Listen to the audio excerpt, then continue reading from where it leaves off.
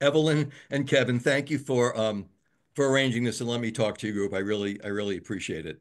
And thanks all of you for sitting in on this. I appreciate it. Lee, I know your name from like a million different uh, uh, things on Facebook, different baseball groups. I certainly have seen your name many times before. Um, just a little bit about me. I'm originally from Plainview, Long Island. I went to school in New Paltz and graduated with a degree in political science. And after graduation, I took a cross-country bus trip heading to San Francisco. I have no idea why San Francisco, but I was going out there to spend a year and get a job and write a book about rock and roll. And long story short, the temporary job that I got with the U.S. Department of Labor overseeing Job Corps programs became permanent. I met my wife on my first day of work. And at that point, it's kind of why am I going back to New York? As far as my baseball lineage, I was a Yankee fan because that's all there was when I was growing up. And when you're 8 years old and you have Mickey Mantle running around center field and hitting home runs, what more could you possibly need? Um, when the Mets came on the scene, because I'm from Long Island, I became a Mets fan, although continuing to be a Yankee fan. I was at the game when they retired Mickey Mantle's number. That's story. I will actually read that story later. Um, and soon after, I just stopped liking the Yankees. I just became more of a Mets fan. I didn't like what Steinbrenner did to change baseball, is pretty much it. And after being in San Francisco now for 49 years, my wife, not my wife so much, but my kids have made me be a Giants fan. So right now, my dual loyalties are the Giants and the Mets. Although I will say, very few teams, but primary among them, the Dodgers, could make me root for the Yankees in the World Series. So No, I was pulling for them. Okay. Um, in August 2011, I was at a ball game with my wife and my daughter and a friend, and our seats are fairly close to the field. And, as you all know, the pace of baseball gives you a chance to talk with your friends, just sit and think. And so it was this day that I actually was thinking, and I asked the people I was with, what's your favorite game that you've ever been to? What's your favorite moment at a game? They gave me their answers, and I went back home and I sent an email to about 30 people. So, what are your favorite games? I said mine were the day I was there at Mickey Mantle's retirement, um, the day that I went to the first World Series victory for the Giants with my daughter. And it's not just that I was at a World Series, it's got to be more than that. There's a story behind it. Um, the day a photographer took a picture of Dusty Baker at spring training with his arms around my kids.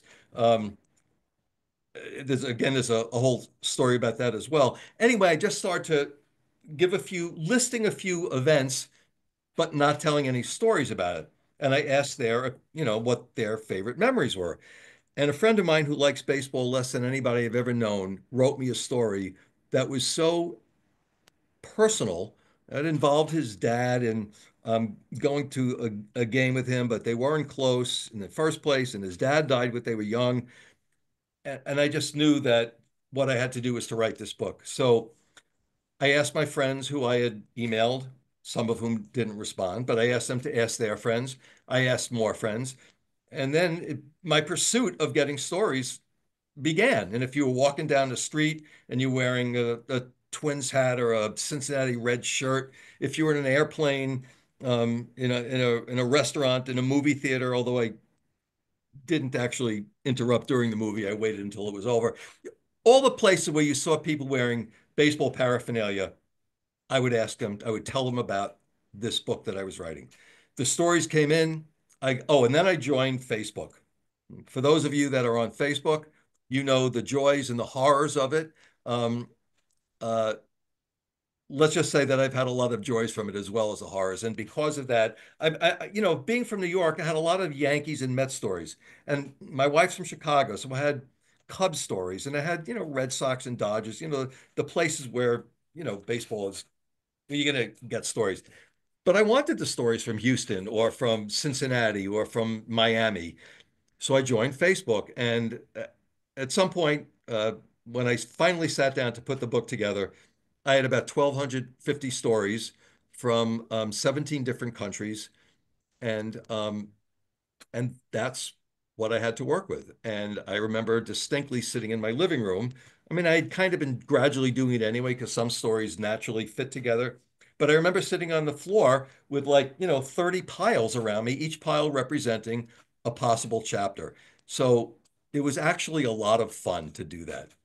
Um, because my book was self-published with a publisher, and that's a whole explanation that if you don't know what that means, we don't need to go into it now. But I knew there'd be another book. Um, so by the time of my second book, and my wife very clearly said, you can't use all your best stories in the first book. You need to leave a lot of them for the second book. So the question I always ask people is, everybody see the movie Ghostbusters? Did you Yes. all like it? Anybody Hmm. see anybody see Ghostbusters 2? It was my Yep. my my wife and I's first date. Ghostbusters, very nice. Um, I thought Ghostbusters 2 was one of the worst movies I've ever seen. And I was determined that my book was not going to be the book version of Ghostbusters 2. So by the time I put the second book together, I had about 2,000 stories. And now, because I might do a third, I've got 2,500 stories altogether. Um, you can see me, right? The screen changed, but that you guys can all see me. That's okay? Yeah. Okay. Technology is not my thing.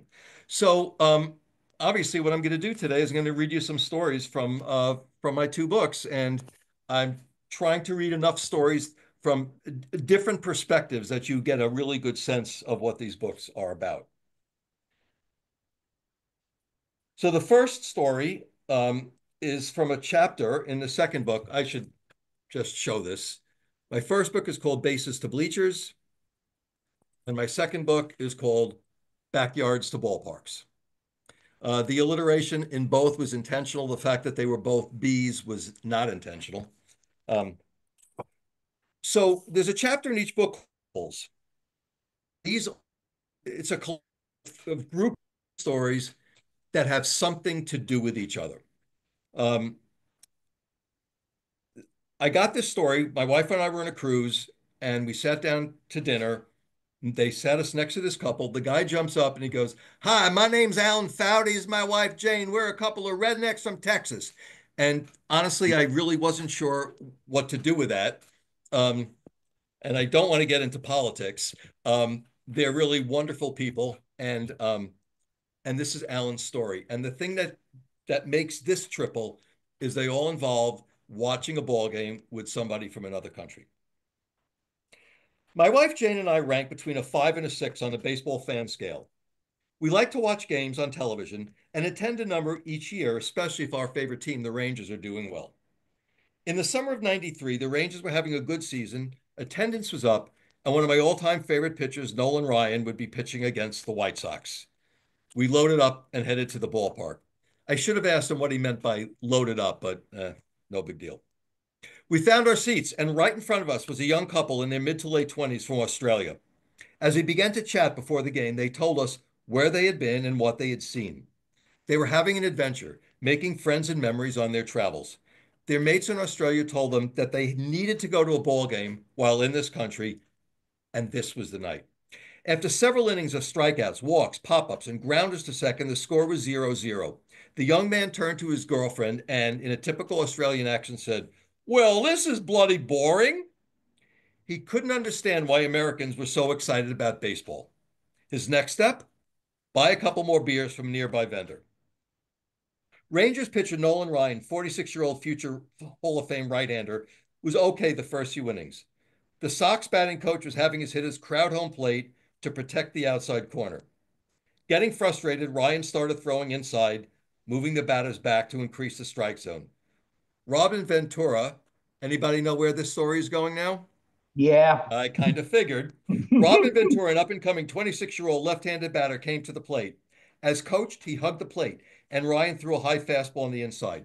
Ventura jumped back. And Ryan, to show that he was not to be intimidated, he set up even closer to the plate, and you guessed it, Ryan threw another inside fastball. The combination of Ventura's location and the speed of the fastball hit Ventura in the arm, and the umpire sent Ventura to first base. After 2 or 3 steps toward first, Ventura decided to make his infamous charge to the mound. Ryan squared up, and when Ventura reached the pitcher's mound, Ryan grabbed him around the neck and proceeded to beat the crap out of Ventura with his right. The benches emptied and mayhem ensued. The rest of the story is baseball history. At that exact moment, the Aussie exclaimed, "This is bloody fantastic! It's starting to make me feel homesick." He then said he now understood why Americans love baseball. To this day, I am fairly certain that this extremely excited young Australian believed that having a brawl during a baseball game was a common experience. I did not want to spoil his baseball adventure. That's from Alan Foudy in Dallas, Texas. Oh my Lord. This is from a chapter, Mickey, Willie, and the Stars of the Golden Age of Baseball, and this is my story. I only have four in each book, so this is a book that's just populated by stories from hundreds of people, some of whom, amazingly, I've become very good friends with. Somehow, some way, I managed to have a ticket to the Yankees game on June 8th, 1969. This was no ordinary game. It was Mickey Mantle Day at Yankee Stadium. I was going to the game at which his iconic number 7 would be retired. I was 16 years old, and my first love had been the Yankees, with all due respect to Adele, my sixth grade girlfriend, who has a story in this book, and now, amazingly, lives around the corner from my son in Washington. By 1969, my baseball affections were split between the Yankees and the amazing Mets, who captivated the nation by winning the 1969 World Series. But on this day, nothing mattered more than being there to honor my first hero, the only sports hero I've ever had. Sitting in the upper deck down the left field line, I, along with 300,000 fans, you know what they say, far more people witness every major baseball event than a stadium could possibly hold. We sat in anxious anticipation. What would the festivities entail? Which Yankee greats, all of them it turned out, would be there to participate? My memories of this day are faint, although research has helped. I don't know who I was with, but it must have been my dad. I don't remember the Yankees' opponent or who won, but the internet told me the Yankees swept the White Sox in a doubleheader. I remember a 13 and a half minute standing ovation, though accounts range from 6 to 20 minutes. I was even wrong about what I was certain I accurately remembered. Mantle's golf cart drive around the park to kick off the festivities. That ride apparently occurred after the ceremonies. Incidentally, he passed by my section about a minute and a half into the 2.5 minute ride. None of these details are important, really. All that's important is I was there, and I know my eyes were quite moist. Was this my favorite game of all time? I talk about several games in my stories in these books, and I guess I'm not prepared to make that call. I do know that, along with the 61,000 plus fans who really were there that day, I think of that day often and still with moist eyes. This is a story from my first book. It's someone I spent my career overseeing job training programs, Job Corps. And this is a woman that I mentored. And when my wife and I were in Minnesota visiting family, we got in touch. And over lunch, she said, "Well, I don't really have any stories, but send me an email because I have a lot of friends who do, and you'll get a lot of stories." I never got anything from any of her friends, but the next morning I got this from Sarah. And this story is important because when I got it, I said, "Oh my God, what a great story." And then I said, "There's no place for it in my book." And then I said, "There has to be a place for it in my book." So this story is really what helped me figure out that I had to fit, that my structure had to fit the content. I wasn't going to jam content into some predetermined structure. I'm not a fan of any sports. I've been to a few baseball games, but only when I get free tickets and go for the experience of drinking beer, eating stadium food, and just having a good time with friends. It's not that I don't like baseball. I just don't know much about the game, who the players are, or many of the rules. I was in Chicago for a Job Corps conference, meeting my friend Pearl in the bar of the hotel where I was staying. When I got to the bar in the late afternoon, there were just a few people there, but not Pearl. An older gentleman was sitting alone at the bar, and I felt that it would be safe to sit next to him as I preferred not to sit alone. I asked if I could join him while waiting for my friend. We had a few drinks, chatted about life, my job, the fact that I liked working with young adults, and that I was excited to see my friend who I hadn't seen in quite a while. He shared little about himself. I was just glad that I felt comfortable with him and that we could sit there together. When Pearl showed up, I turned to the man and said that it was nice to meet him, although we didn't know each other's names. I introduced myself and he said, "Nice to meet you, Sarah. My name is Ernie Banks." We shook hands and I went to sit with my friend. My friend, a native Chicagoan, asked who I was talking to. And when I told her, she started to shake a little bit and asked if I knew who Ernie Banks was. I said, "Well, yes, it's the man over there at the bar." "That's Ernie Banks? That's Mr. Cub? You've got to ask him for his autograph. He's the most famous Cub player ever." I wandered back over and said, "Mr. Banks, my friend over there tells me I need to get your autograph. You're Mr. Cub? You must have been one great basketball player." Well, that sure made him laugh. And he said it was great to be in Chicago having a casual conversation with someone who had no idea who he was. And by the way, he played baseball with the Cubs, not basketball. He gave me an autograph and wished me luck. Oh, the questions I could have asked and the things we could have talked about. Yet we still had a good afternoon, two strangers keeping each other company on a slow afternoon in the bar. Everyone to whom I tell that story laughs when I mention Ernie's name, and they can't believe I had no idea that the Cubs were a baseball team. I still have that autograph somewhere. He even wrote, "Good luck with Job Corps." That's from my friend Sarah West in Minneapolis. And a year after the book came out, she found the autograph and sent me a copy. It was too late, obviously, to put in the book, but I not like I doubted her anyway. This is from a chapter that's called, again, from my first book. It's called, the chapter is called Women in Baseball. I don't want to denigrate the women who I played softball with, most of whom were better than me. But this chapter is about stories from people who had some kind of generally official capacity in baseball. Back around 1990, I was assigning umpires to camps down in Florida. And at the request of another umpire I knew, I hired former American League umpire Frank Umont to work the Mets fantasy camp with me. I hadn't met Frank, but I had a copy of an old baseball magazine with an article about, of all things, a home run call at Yankee Stadium that he had allegedly blown. So, for the first time I introduced myself, I'm sorry. So, the first time I introduced myself, he was sitting in the locker room at Port St. Lucie with the other umpires, and I walked up to him. He looked at me totally flabbergasted. I guess Joe, the umpire who'd asked me to hire him, hadn't told him that Perry was a woman, much less a petite blonde. Right away, I could tell he was sort of put off, and I figured, what the hell? It can't get much worse. So I pulled out my copy of Baseball Magazine and showed him the article and cheekily asked, "Do you remember that play? Did you really blow that call?" Uman sat there, in his underwear, by the way, thighs the size of ham hocks, his face ruddy with the hue of way too many alcoholic beverages, 70 years old if he was a day, his 20-year career in the American League a distant memory.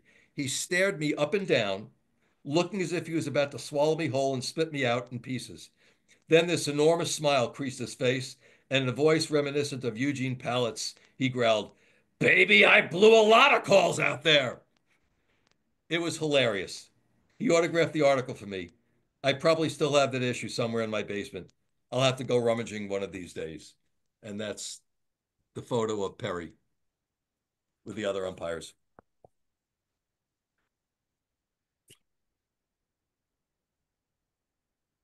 This is a story.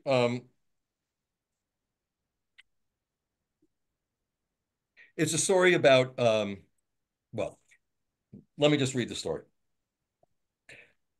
I was almost 12 years old, living in Crawfordsville, Georgia, a small town 80 miles from Atlanta and 50 miles from Augusta. It was April 8th, 1974, and Hank Aaron came to bat in the fourth inning against the Dodgers' Al Downing. Of course, Hank was sitting on 714 home runs, tied with Babe Ruth. I'm sure the capacity crowd in Atlanta was as quiet as it was in my living room. People were divided regarding how they felt about the inevitable breaking of Ruth's record. There were baseball purists who thought that records are made to be broken, and there were those who didn't care to see records fall. Some simply couldn't abide a black man beating the Babe's record. In my town, in my house, there was no question about wanting this to happen. Reception on our television was always spotty, depending on the weather and how you turned the antenna. It was a cloudy day, which thankfully made for good reception. I sat in my mom's easy chair in the living room, waiting for the pitch. When Hank hit that home run, I'd like to say it was as noisy in my living room as it was in the stadium, but I was concentrating far more on circling the bases with him than listening. The couch was first base, the TV second, another couch was third, and then I was at home plate, back in the easy chair. I will never forget that moment. Many years later, in 1999, as a director of the Negro Leagues Baseball Museum, I had the chance to meet my idol, Hank Aaron. It was the 25th anniversary of the day he broke that record. The Kansas City Royals had brought him to the area for some functions, and I had the distinct honor of touring him through the museum. Preparing for this tour, I'd been a wreck. I debated for an attorney what clothes I should wear to greet him. At the museum, there was a huge media throng. As we toured, I showed Hank and his wife Billy a photo of when he was 17 years old, preparing to join the Indianapolis Clowns. It had been a long time since he'd seen that photo, and he mentioned that before he had the nickname Hammerin' Hank, in the Negro Leagues he was called Pork Chops. I asked him about that, and he said it was probably the only thing he knew how to order off the menu. I remember so many things about that day, including his comment that the day had brought back some painful memories for him. He had been under constant threat of harm as he neared the record, and he feared for his family. After the ceremonies, we went to the gym theater across the street from the museum.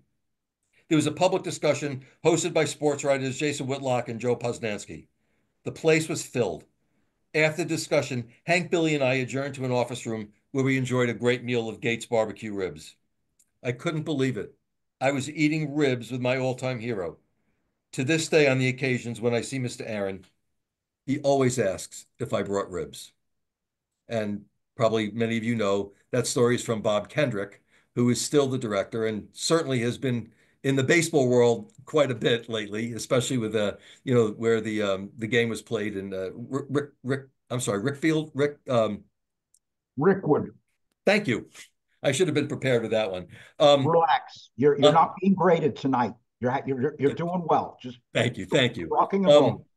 Bob gave me that story over the phone, and what I always do when somebody gives me a story on the phone is, I write it up and then I send it back to them to make sure I captured it properly. And when my wife and I were driving back cross country after seeing our granddaughter for the first time, we stopped in Kansas City, and he gave me 30 minutes of his time. And I asked him if the story came out, if he was satisfied with the way it came out. And he said it was perfect except for one thing. We are in Kansas City, Missouri, not Kansas City, Kansas. And that was a change I was very happy to make. So I was very grateful for Bob for that. There's a story from called Ball or Not. I met this guy at a spring training game. July 29th, 1990, I was at Candlestick Park with my wife, Diane. Our seats were 12 rows up from first base, an area where you had to be ready to catch a foul ball at any time. In the bottom half of the first inning, I noticed a rather large fan carefully picking his way through the maze of legs, feet, beers, and peanut shells to get to his seat while carrying a large beer and a Polish sausage. Just as he was about to sit down, I heard the crack of a bat, and I looked up to see a towering foul ball headed his way. With one hand clutching his beer, the other cradling the Polish sausage, you could clearly see the panic and indecision on his face. At the last second, he set his beer cup and Polish on the cement between his feet, and he reached up to catch the ball, but he was too slow. The ball passed between his outstretched hands and, like a guided missile, scored a direct hit on the sausage, sending up a cloud of meat, mustard, and relish that thoroughly covered this unlucky fan and knocked over his beer. The ball squirted about 5 seats to the left, where another fan made an easy catch of the mustard-slathered ball. Needless to say, we all felt sorry for this poor fellow as he trudged back up the aisle, covered in the remnants of what should have been a fine ballpark meal. The Giants won that day, shutting out the Reds 4-0. This fan, too, was shut out from his lunch and the ballpark's greatest souvenir. And that's John Aiken in Pine Top, Arizona. You got some great stories. I have some great stories. And when I brag about these books, and I do, I make it very clear that all I'm bragging about is how lucky I was that people shared their stories, in some case intimate, just really personal. And I'm very lucky. In the first book, there's a chapter called What Baseball Means to Me, because I came to learn that for many people, baseball is a lot more than just, oh, I really love this game. For some people, there's something far deeper than that. So the chapter was called What Baseball Means to Me. And that was one of the core chapters in the book. And I knew I needed to repeat that chapter, obviously different stories and a different title. And this is the, the comparable, this is that chapter in the second book. and the chapter is called My Player, My Team, My Game. How does a love for baseball develop? You hear tales of Ebbets Field and cowbells, Comiskey Park and Nancy Faust Sorgan, eating your first Dodger dog, being a bum in the bleachers at Wrigley. Whether it was Koufax, Ted Williams, Reggie's three bombs in '77, or Junior's backwards cap, someone turned all fans' eyes that first time, and baseball became their love. Mine? A little-known outfielder from Puerto Rico, Pepe Mangual, who played from '72 to '77 with the Expos and Mets. My first live game started my love affair. A walk-off grand slam? Nah, he had no pop. Steal a home? He had speed, but nothing that dramatic. Game-saving catch? He was a decent center fielder, but again, no.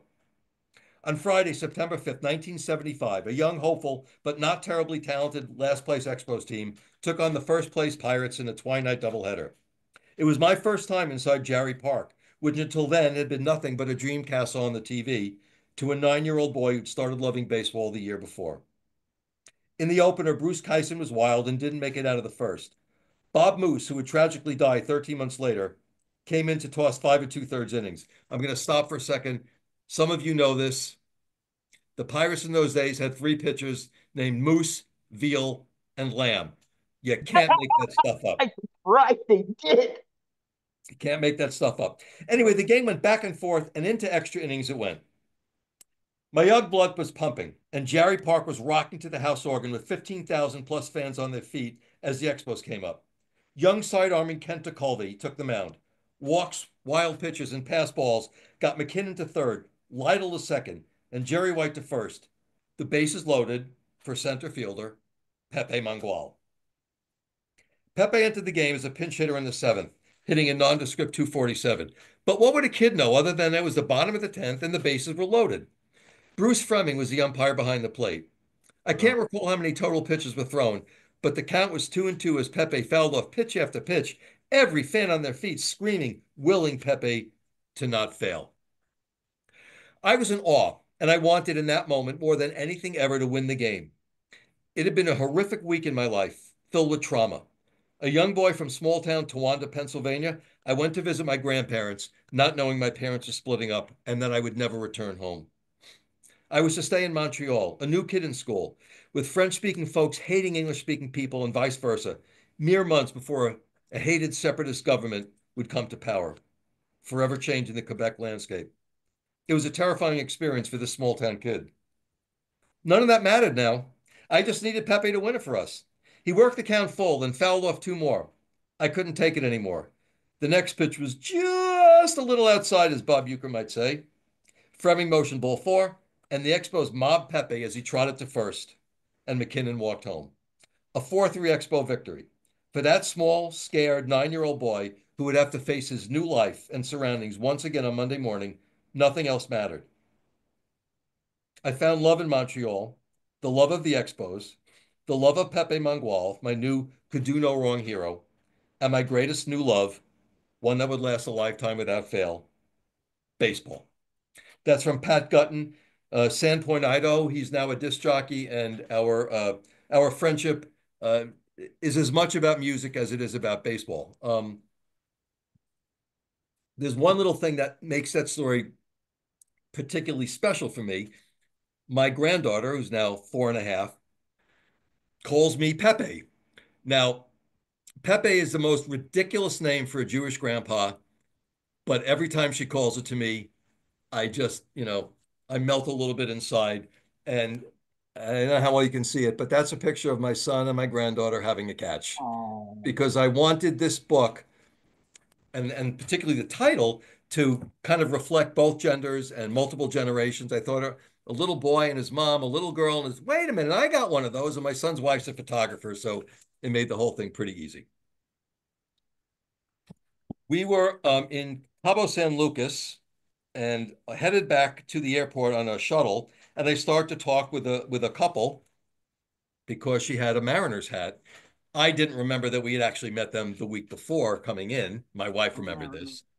None of that mattered because I got Marie's story. July 2002, our family went to Yankee Stadium to take in the sights and watch a baseball game. It was a hot afternoon and the stadium was packed. Our seats were in the third deck on the first base side, And in the section to our right was a family of about 50 plus people, ranging in ages from newborn kids to elderly grandparents. I know they were family because I spoke pre-incident with one of the characters. And I'll just cut for a second and say the reason that she answered that is because when I read this story to my son, he said, "That's BS. This couldn't possibly be true." So I wrote to Marie and I said, "How did you know they were family?" And she said, "Because I spoke with them." During the game, one of the family members kept dipping his fingers in his beer and dripping it down the pants of one of his relatives sitting in front of him. At one point, I said to my daughter Lisa, who was 12, very innocent and naive, and to my sister-in-law Kathy, this was not going to end well if the beer dripping kept up. Sure enough, around the sixth inning, the drippy had enough. He stood up, visual, lots of tattoos, shorts down below his butt, multiple piercings. He turned around and he landed a right hook onto his relative's jaw. At that point, the majority of the family of 50 plus started fighting, kids included, pushing and shoving each other down the rows, piling up at the cement wall at the first row. My first thought was, wow, the holidays must really be something at their house. My second thought was, these people are going to fall over the edge and end up on the 200 level. At this point, Tattoo Man lost his shorts. They completely came off, along with his boxers, right in front of 12-year-old Lisa. She saw everything, and I mean everything. Next, the police and numerous security people arrived and pushed me, Lisa, and Kathy out of our seats and into my husband, Larry. Larry, my brother Mark, and my two sons had no clue what was going on. And Larry told me, sit down and watch the game. I told him I couldn't sit because the police had taken over our seats. He was clueless to the brawl that was taking place because he was watching the game. Ultimately, the whole section was ejected from the stadium for fighting. Some were even arrested and taken away in handcuffs. This is a baseball memory that is engraved in our family's memory bank forever, especially Lisa's. I think the Yankees won the game that day. We regularly attend Seattle Mariners games and have never witnessed anything close to this. Baseball, Yankee baseball at its finest. Must be an East Coast thing. And we have stayed in touch with Marie and her husband Larry. We have seen them when we've been up in Seattle. We've met the whole family, including Lisa, who seems to have be remarkably well adjusted despite that youthful trauma.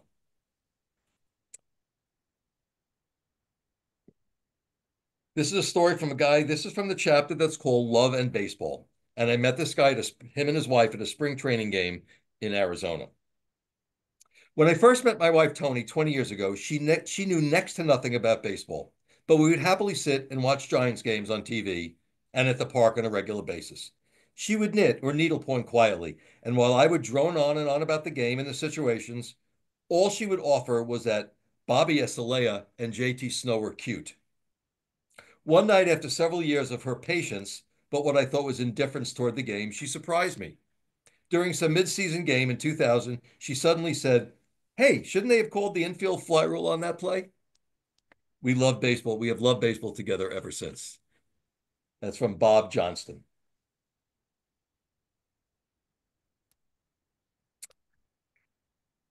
This is a story that I believe from a person that I think some of you know. And it's from the chapter on historic, memorable games. In 2013, the All-Star Game came to New York.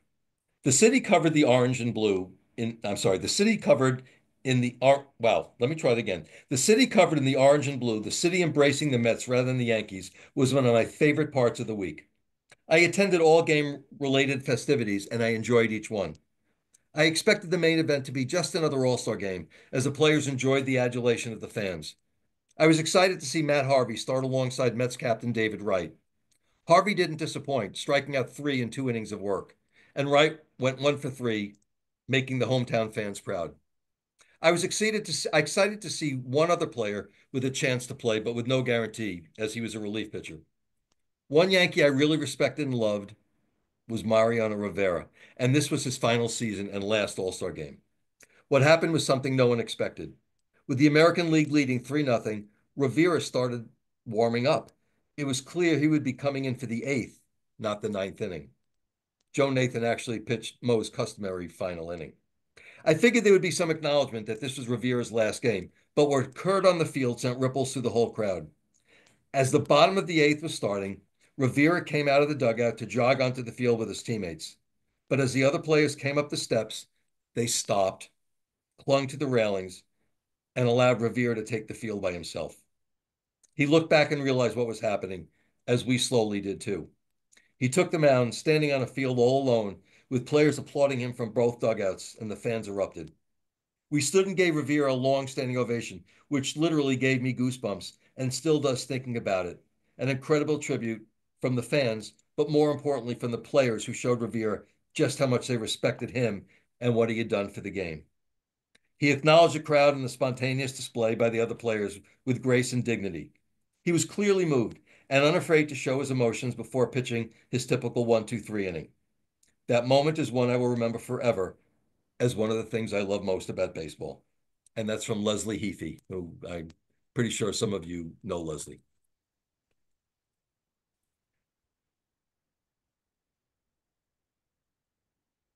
I'm conscious of time because I want to keep this to under an hour so that you guys have some, if you have some questions, we can, take care of them and get you back to whatever your evening holds for you. This is from a chapter called I saw it on TV, I heard it on the radio, because there was not going to be a chapter in my original thought. Remember what I told you before about having to kind of roll with it and deal with the stories I got? You had to be at a game. Well, as you can see, some of these stories aren't even at a game. But this is from, well, this is from that chapter. I heard it on the radio, I saw it on TV. I'm a Yankees fan from New York. I remember a post-game interview that famed broadcaster Mel Allen conducted with Casey Stengel and Yogi Berra. Mel asked a pretty straightforward question, and he pointed the mic at Casey for a response. Casey said a few sentences in Stengelese, and Mel looked a little uncertain how to respond. All of a sudden, Yogi started talking, although what he said didn't register with Mel or the viewers. Casey picked up right where Yogi left off and went into another Stengelese rant. When Casey finished, Mel had a big smile on his face, winked at the home audience, and pointed the mic at Yogi. It was clear that Stengel and Berra fully understood each other, even if no one else did. Stengel used to refer to Yogi as his on-field manager. This went on for a few more minutes before Mel went to a White Owl commercial. And that's from Rich Lang, who now lives in San Francisco. Oh, wow. This is a story from the chapter called Doubles, like Triple. It's two stories that have something to do with each other. What makes this a little unique is that both are from the same guy. So the guy had his own double.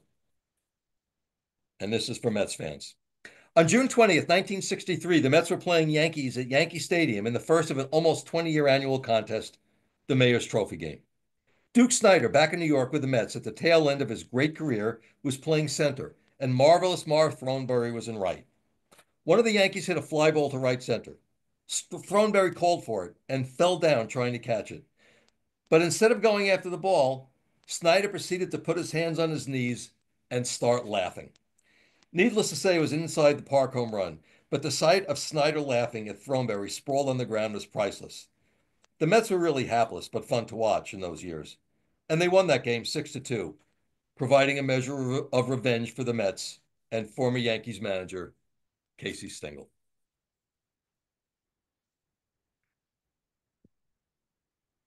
One of the chapters in the first book was it was called Generation to Generation Family in Baseball. And again, that was a core chapter. And I knew that I had to repeat that chapter. Again, different stories and a different title. In this book, the chapter is called The Bats and Balls and Gloves That Bind. I've been lucky to be at a number of memorable Yankee games. I was at the American League Championship Series game when Chris Chambliss hit the legendary home run that brought the Yankees back to the World Series. I went to many old-timers games with my dad and brother Ron and watched Dad's face as he got emotional seeing Joe DiMaggio announced, as I did watching Mickey Mantle's name called. That made me realize that our parents were once kids too, and they also had their idols. I was at Mantle's retirement day, sitting in the upper deck, cheering and crying for what seemed like hours. My best baseball memories involve my dad. He was born to a father who was a Brooklyn Dodgers fan, as were most of my dad's friends. I can only speculate it was Dad's one teenage act of rebellion when he declared himself a Yankees fan.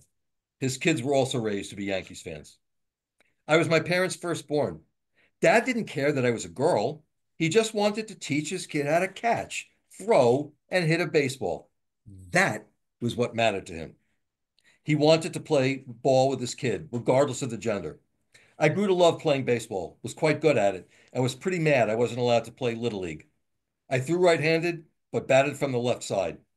Dad got angry when my seventh grade gym teacher tried to make me bat right-handed. He always told me I could do anything I want.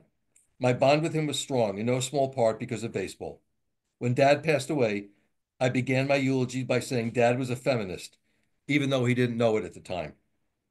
Maybe I didn't either then, but I do now. That's from Reva Lasansky, who lives in LA. This is from a chapter that's called Let's Beat the Traffic. And it is so titled because, as my friend pointed out, that's what my dad used to say always, let's beat the traffic. And um, and I know somebody is making a comment. I can't respond to it, but thank you, and I hope I'll be able to look at it later. Um, this is from a New Yorker. Some of you know him. He's a terrific writer. Um, I once watched baseball history. I once watched history. I wasn't at the Battle of Waterloo. I missed the Crusades, but I did see Reggie Jackson play that epic sixth game of the '77 World Series at Yankee Stadium. Well, almost. Here's what happened. When I was 9, Dad somehow scored tickets to the big game. My parents weren't sports fans, but they wanted to give me an all-American childhood, so once in a while they'd suck it up and take me to the stadium. There I was with my mitt on my left hand, my Yankees yearbook on my lap, gloriously giddy. My hero Reggie steps up to the plate in the fourth inning and bam, hits a home run. Sails right over the right field wall. Awesome. The very next inning, crack, another home run. Unbelievable. I'm in heaven. 2 home runs. And then Dad decided it was time to leave and beat the traffic. We wouldn't want to be jammed into a subway with all the other people, right? But Dad, what if Reggie hits another home run? Oh, he won't, Dad assured me as he tugged me out of the packed stands. We were on the subway platform and we heard it, a stadium shaking roar from the crowd, a roar like I'd never heard before. Reggie had hit his third home run. History had been made. People would be talking about this homer forever. I would not be talking to Dad for several days. Though we did have the subway all to ourselves, which was kind of nice. My attendance at two-thirds of this historical event was in one sense disappointing, like leaving Iwo Jima right before the flag was planted. But it did make me think that I made an impact, ever so slight, on the history. If I hadn't been cheering so dutifully in the stands, Reggie might not have hit those 2 home runs. The third, well, I can't take credit for, as we all know. And that is from the great writer A.J. Jacobs. Any of you guys know him? No, He a good story. sent me a message. I could tell you about some of his books. He's a Wrote humorist. books, then he's I'm good. sorry? He What? wrote published books, then he's good. You don't get your books published by real publishers if you can't bring it. It's that Yeah, simple. he's pretty amazing. I'm going to read a couple of short stories and then I'm going to stop and take a quick break, not to go to the bathroom, but to tell you guys something. And this is from another chapter called Triples. And in this case, the 3 stories all involved climate issues. And I'm going to read 2 of them. And I will say up front that the 2 stories I'm going to read are very personal to me. One involves my now daughter-in-law, and one involves my very, very good friend who passed away. And he didn't write this story. I wrote it the way I knew Ira would have written it. It was a typically cold, foggy, windy night at Candlestick Park in the middle of the summer, 1976. 5 of us went to Candlestick to see the Giants host the Mets in one of their 2 yearly visits. As I was with my good friends, Eric Gray, Lynn Rhodes, Alan Fram, and Becky Marsh. As I said, it was cold, bitter cold. We were sitting in the top section of the grandstand down the third base side. It was very cold. After the third inning, since it was cold, I set off to buy hot chocolate for the group. Imagine hot chocolate for a summer baseball game. If you have ever visited Candlestick, you know exactly what I'm talking about. Between the incredibly long lines and the unbelievably slow service, I returned to my seat right about the time of the seventh inning stretch. I lost over 3 innings of the ball game at the concession stand. I didn't need to stretch. My friends, wearing winter coats, had also draped a huge warm blanket over them. I squeezed right into the middle, with my hot chocolate covered with that blanket and surrounded by my friends. I don't quite recall if that hot chocolate was still hot when I got to my seat, or like the foggy, windy air, it was already cold. And I didn't tear up this time, so there you go. It was the hottest baseball game I'd ever been to, and I'm from Texas, so that's saying something. Washington, D.C., 4th of July, 2011, 11 in the morning, start time. It was me and the guys, my boyfriend David, four of our friends, and David's father, Eric, who was in town visiting. Around the top of the second, we were all settled in, quickly warming beer in hand, and really starting to feel the heat. The sun was beating down on us, and we could feel ourselves starting to roast. I was sitting next to Eric. My son put his girlfriend next to me. He threw her under the bus, as it were. And I offered him some sunscreen. He squeezed the tube, and all of a sudden, a large blob arced toward the head of the woman in front of me. I think we both saw it happen in slow motion, but there was no stopping it. This woman was going to get sunscreen in her hair, or actually, right in the small part of her hair. It made contact, stuck, and the woman didn't turn around. She sat watching the game, clapping, seemingly completely unaware. We sat there slack-jawed, me trying not to laugh hysterically, and Eric saying, "Oh my God, what did we do? What do we do?" At that point, I was thinking, we? I had no part in this, but I'd only known Eric for a few months, and I knew I should try to help. I told him we should probably tell this poor woman she had sunscreen that looked like bird poop on the top of her head, and it was already beginning to congeal. Eric was too embarrassed. He said we should leave it and hope it evaporated. Now, I'm no chemist, but at this point I was thinking there's no way this congealing liquid was going to turn into a gas and magically let us pretend this hadn't happened. Eric wouldn't be convinced. Instead, we spent the rest of the game sweating our butts off, rooting for the Giants who were under some sort of curse at Nationals Park, and tortuously watching sunscreen dry and adhere to this woman's scalp. But hey, we're going to go with maybe we help protect her from cancer. And at least Eric and I still have that bonding experience to joke about to this day. And we do. And you would have thought that after that, she would have kind of gotten a sense of what she was getting involved with. But no, she married my son, and they're very happy. I'm going to take a very quick break and tell you a couple of things. First of all, I'm not big at doing this, but obviously, if you're interested in getting my books, Yes, please let me know. They are I am. available online. I have them that I can sign copies. The quality of the paper of the books that I would send to you is better. That, of course, means it's heavier, so that could be a detriment. And of course, with me, you'd have to pay shipping, where you probably don't have shipping on Amazon or Barnes and Nobles. The reason I like to send out the books primarily is so that I can sign them. You want to get the books, you get them any way you want. They're called Bases to Bleachers and Backyards to Ballparks. You can contact me if you wish. I guess you could leave a message here. I know that that Evelyn and Kevin can certainly get a hold of me. You can contact me at my email address. It's a long one, but it's a simple one. It's Eric, E-R-I-C, Eric dot baseball stories. That's plural. All right, so it's eric.baseballstories at gmail.com. And my website is also basestobleachers.com. I just So subscribed to you. I'm sorry. I just subscribed to your webpage. Thank you. I'm glad somebody knows how to do it because I sure don't. I also have a YouTube channel now, also called Bases to Bleachers. My wife is the brains behind figuring how to do everything out. Um, Second, if you have a story that you wish to share with me, there's a really good chance I'll do a third book. It just depends on how many great stories I get without killing myself. Um, because my next project is very similar to this in structure, but it's about people's music and concert memories. I know you don't say this to a baseball group.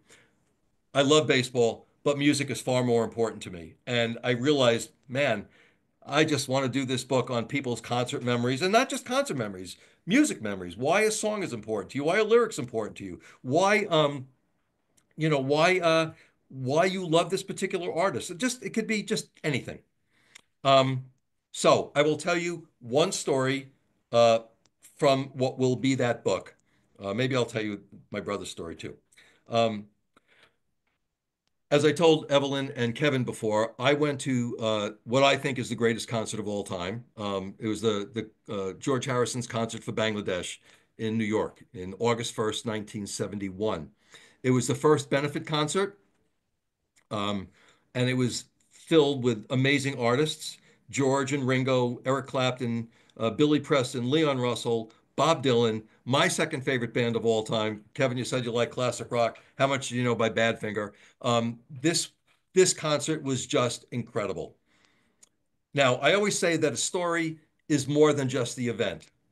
I would probably break that rule since it's going to be my book and just say, just being at this concert was good enough. But when he ended the song by singing, "We've got to relive Bangladesh" for the last time, and I'm getting goosebumps saying this right now, as I do every time I tell this story, and he walked off stage, I will never forget the ovation that this great man got for this great event that he did. It's burned in my memory. I also won't forget what the girl who I was dating said to me during this concert when she looked at me and said, "Oh, this is so loud." And I looked at her and I thought, but did not say, "Oh, you're so not the one for me." The other story is my brother's story, and it's pretty quick. He told me one time, he doesn't have to tell me again. He went to see Peter Noon in Sausalito. Do you all know who Peter Noon is? Herman's Hermits.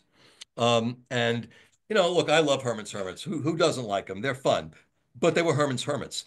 And he goes to the concert, and his wife says to him, "You should buy his CD. He will sign it for you." As Peter is signing it, my brother said possibly the stupidest sentence ever uttered in the Western Hemisphere. He said, "My brother and I used to argue about who is better, Herman's Hermits or the Beatles. My brother thought the Beatles, I thought Herman's Hermits." Peter Noon puts down the pen, looks up at my brother and says, "You was wrong." And you don't have to be a genius to know that, but his charm, his wit, his quickness, his self-effacing attitude, I thought that was just great. So I'm going to finish with two stories, um, especially because it's getting dark in here. So I'm going to put the light on. Not so much so that you could see me, but so that I can read the story. This is a story from someone that I think some of you know. Um, any of you guys know Emily Hawks? Who? Emily Hawks. She's from No, no. SABR in Seattle. Okay. This is her story. I think she was an officer too. Anyway, growing up a huge baseball fan in Idaho, it took advanced planning to see my favorite major leaguers in person.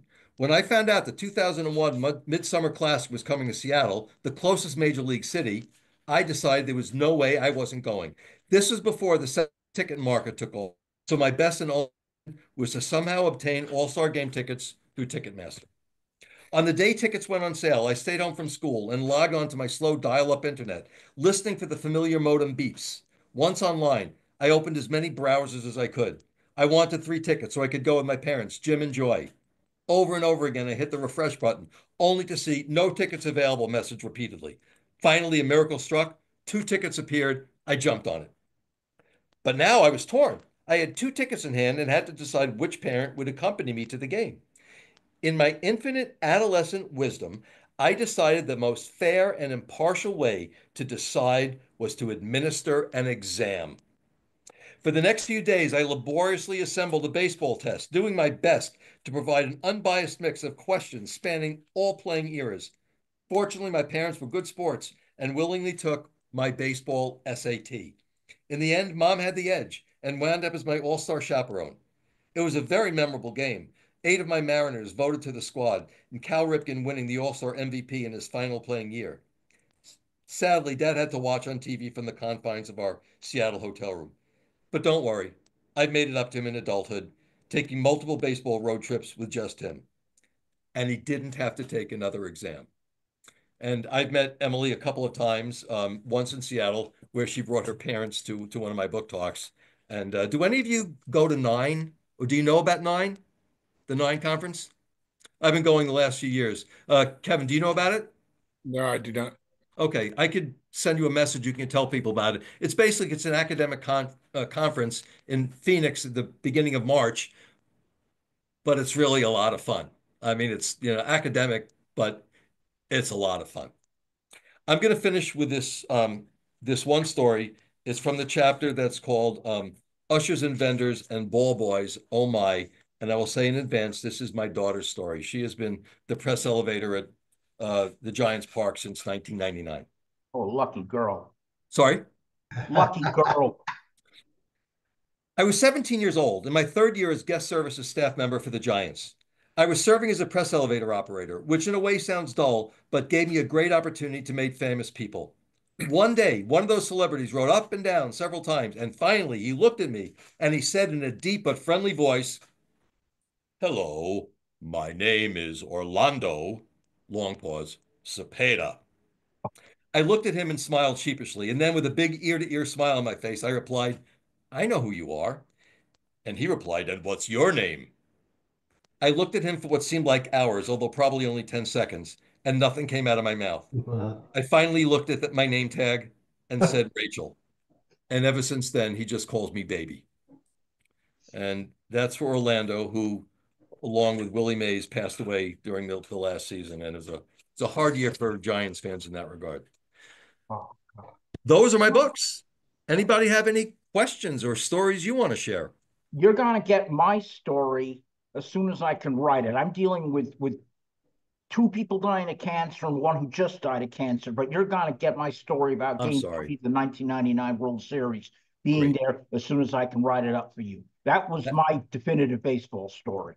that would be great. I look Yeah. forward to it. And I'm sorry for what you're dealing with. It's unbelievable. It's like I've hit bottom and I'm starting to dig. Yeah, it's not going to get easier for people Tell me about it. of our age. Anybody have any questions? Actually, I do have a question. That is, you ask people their story. Did you run into people who either had stories that were unprintable or did not want to tell a story? I have a few stories from people who asked to be anonymous. Okay, that's fair. And I respect that. Sometimes I completely understand it. One of them is a very good friend of mine. We had lunch with him and his wife uh, this weekend, and his story is about being in. He was 10 years old, 12 years old, and he was in a like a bodega, you would call it, right? And he was looking at the magazines, and his friend said, "You ought to look at Playboy. You might even see a vagina." And my friend, he was 12 years old. He had no idea what this was, and he looks up next to him, and there's Joe DiMaggio. Now, who said, "Hello, son." Now, I don't know why my friend wants to be anonymous. We talked about this actually the other day. I mean, it's nothing to be embarrassed about. He was 12 years old, and he's an adult now. Well, I He don't. want he wanted to keep it anonymous, and that's I don't fine. think I think I'd keep anonymous in that one myself. But okay, thank you, thank you.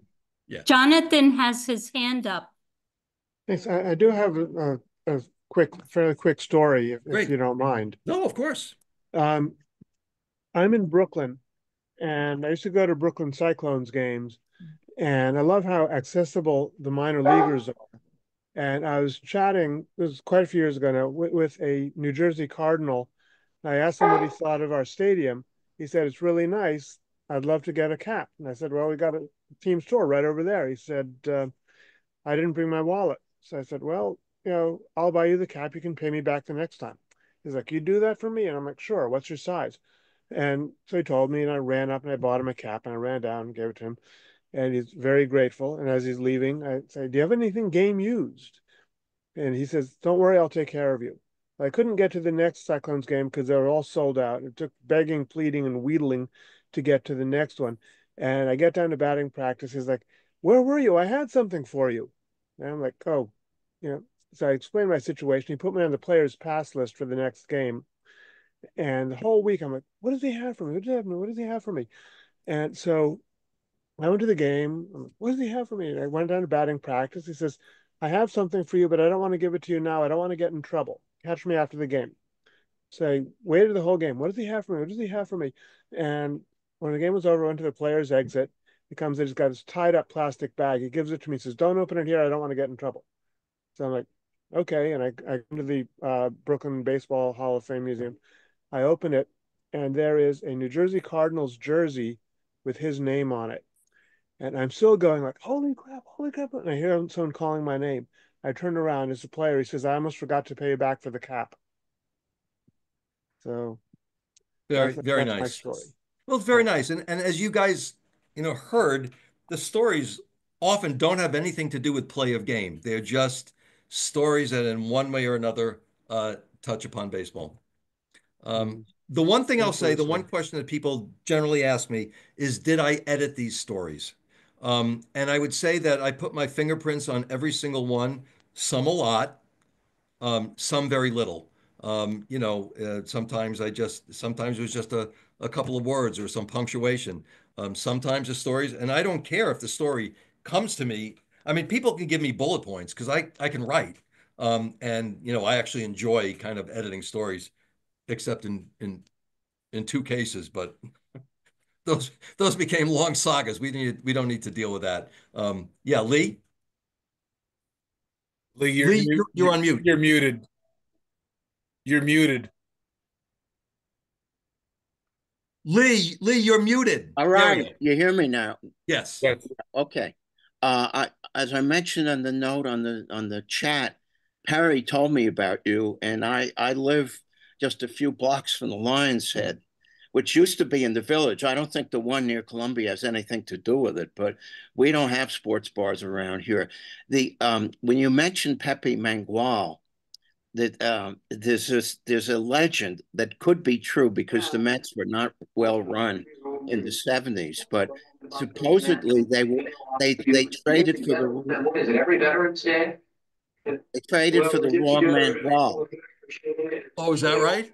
Well, There was it a might be legend, but I just looked it up. They were brothers, Is that and Jerry Mangual? no, it's Perry. I'm sorry, it's Pepe. That was Uh-huh. his nickname. And the Right. older brother was on hell, and he was with Okay. the A's, and he Okay. actually played in the World Series for the A's. Pepe did nothing for the Mets. I mean, really nothing. And supposedly, maybe legend, but they got the wrong man well. I don't know. The other thing I want to tell you, if you haven't heard, I just heard this morning on Fan in the 990 seconds that I can listen to that station that Iglesias is singing OMG at the Paramount Theater in Huntington, Long Oh, Island oh, is on that right? November 22nd. A big concert. It'll probably be a big ticket, but I mean, I don't know in my years of watching baseball, I've ever seen how a song could have turned around a team. Right. No, That was an amazing moment that I don't know if it has any uh, uh, comparison in any of baseball history. It's another yeah. reason why we love the game so much. Yeah. Huntington is next to where I grew up. Huntington is the first town in Suffolk. Plainview is the last town in Nassau. And I'm sorry I didn't get a chance to meet you in New York. If Perry had brought you to our little shindig, that would have been great. But next time. Next time. Any other questions? Please feel free to send me an email if you got a story. If you want to get the book from me, send me an email. I have them to send out. Um, but again, I thank you all for sitting and listening to what I hope you found to be very enjoyable stories. I love Um, them. I love them. Good. Thank you. And Thank you too. Yes, Eric, thank you so much on behalf of the chapter. And maybe we can do this again next year because I thoroughly Mhm. enjoyed your stories. And it sounds like you have about 2,000 more. uh, well, there are, let's face, by the time the second book came out, I had 2,000 stories, and there are, 600 between the first two books. So, Right. yeah, there are stories. And yeah, if you want me to come back, if it's if it's a lot of the same people, I'll read all different stories. There's no shortage. I mean, I've got a story from you guys all know the movie The League of Their Own, and it was based on a real league. I have a story from a woman who played in that league, Maybelle Blair. Some of you may know that name. I've got No, a I've no. got a Who did she play? she was with the Rockford Peaches. At least I'm trying to remember that now. I'm blanking Maybelle on it Blair. because her story, more than the baseball aspect of the story, the baseball part of her story is not all that great, but it was just about her being in this league and what they had to go through. I've got a story from a woman who played baseball in the Japanese internment camps. Oh, yes, Um, they did. Oh, they sure did. I've got a story from a guy. I was I was in Dubrovnik, right? And we were on a cruise, and we were in Dubrovnik, and I just couldn't take being in a church again. I mean, and this isn't a religious thing. If it was a synagogue, I couldn't have taken that either. And there was a woman, I just said to my wife, I'm out of here. And there was a guy wearing a Cubs hat. I just want to talk baseball. I said, I'm not going to ask him about a story. I'm not going to tell him about this book I'm writing. I walk over, we start talking, and he says to me, I was at the Bartman game. You guys all know what the Bartman game is, right? Oh yeah, yeah. Sure. Well, my eyes flew open, my mouth flew open like I just had pizza for the first time. And I said, oh my God, I'm writing a book. Do you want to tell me your story? And I've got a story from him. So, I mean, sorry. Yeah, there's some background noise. I'm not sure where it's coming from. Anyway, the stories are they're just lucky. And as I said before, I'm just very lucky that people were so generous to share their experiences with me. So thank you all. I mean, I have no rush to get off, but if anybody has any questions or anything I want to talk about, great. If not, I particularly appreciate the Hank Aaron story, and I was a Cub Scout, or not a Cub Scout, a Boy Scout when home run 750, I believe it was a Monday night, and we had a our monthly meeting, and we got let out early so we can rush home to watch the game. And I had no idea. I grew up in northern Westchester, very white community. I had no idea until many years later uh, the pressure that Hank Aaron was under, with the racial things, and I just it brings back good memories. And I always loved him. He was one of my favorite baseball players. there's a story from a guy. Well, what's funny is that some guy gave me a story, and this kind of goes, I think, a little bit to your question, Dave. A guy gave me a story about how he didn't have anything in common with his dad, but they could always talk about baseball, and they were watching the game on television. Mhm. And it was a very nice story. And at some point, he said, "You know what? I don't want you to use it. I'm going to write a book on my own."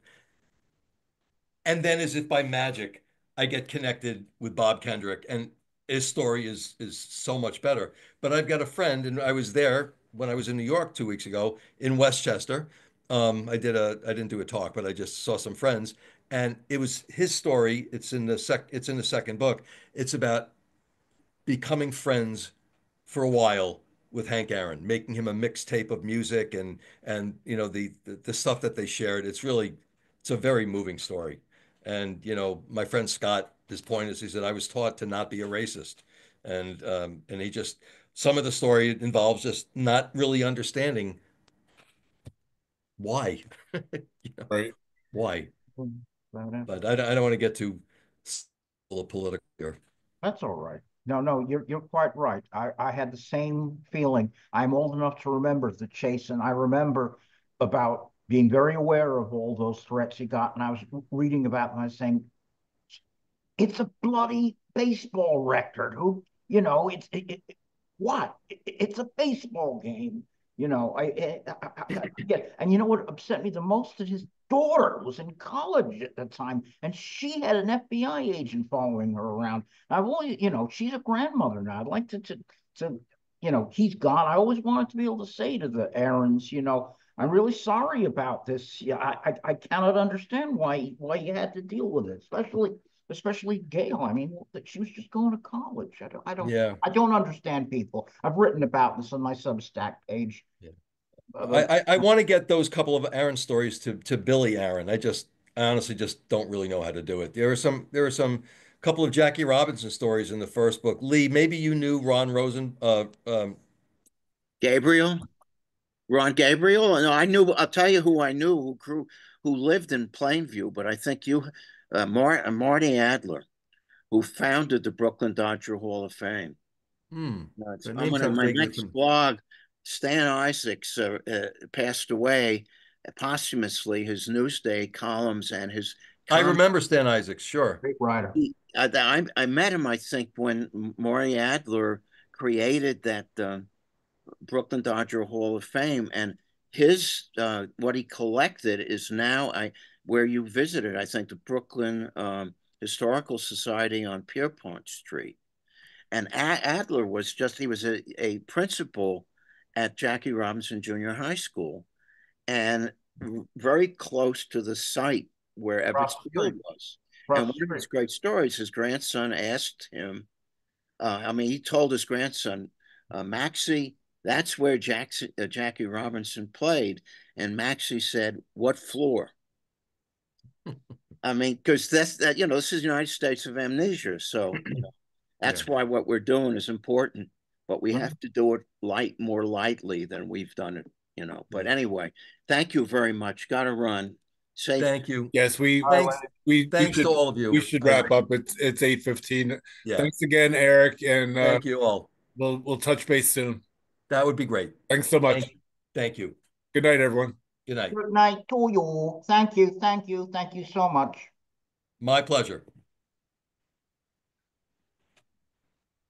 Bye.